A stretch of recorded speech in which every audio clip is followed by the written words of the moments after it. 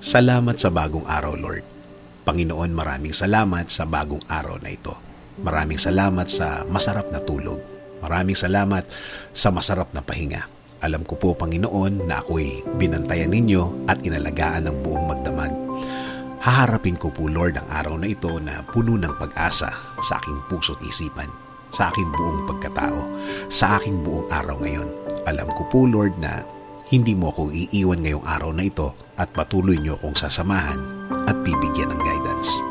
Maraming salamat dahil ginising mo ako ngayong umagang ito at alam kong ang araw na ito ay magiging blessed dahil andyan ka, Lord. Punuin niyo po, Lord, ng kasiyahan o joy ang aking puso. Ipaalala niyo po sa akin kung gaano ako ka-blessed sa araw na ito. Lagyan niyo lagi ng dahilan ang aking kasiyahan at mga dahilan kung bakit magiging thankful po ako. Kapag pumasok na po ang problema sa aking araw ngayon, i-remind niyo po ako ng inyong pagmamahal, ng inyong presensya, ng inyong kabaitan, ng inyong pag-aalaga, na kayo po ay laging andyan para ako'y alalayan. Kapag ako ay nanghihina, ipaalala niyo po sa akin na lagi po kayong andyan para ako'y tulungan, para ako'y alalayan, para ako'y alisin sa isang problemadong sitwasyon. Lord, kapag naalala ko ang aking problema, please remind me that you got me, that everything will be okay and fine.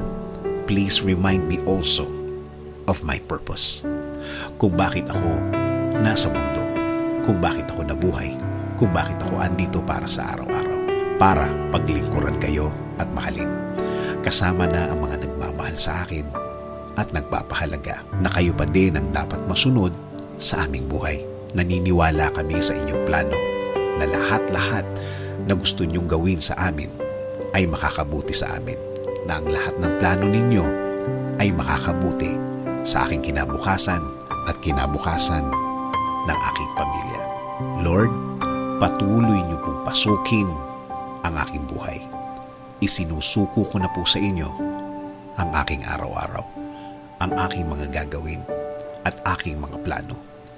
Patuloy niyo kaming bigyan ng guidance sa araw na ito at sa mga susunod. Alam ko po, Lord, na ang araw na ito ay mas mabuti, mas maganda, mas produktibo kesa kahapon. Dahil ang lahat ay magbabago kapag kasama ka namin, Lord. In Jesus' name we pray. Amen. Sabi nga sa Lamentations 3:22-23, "The steadfast love of the Lord never ceases. His mercies never come to an end. They are new every morning. Great is your faithfulness."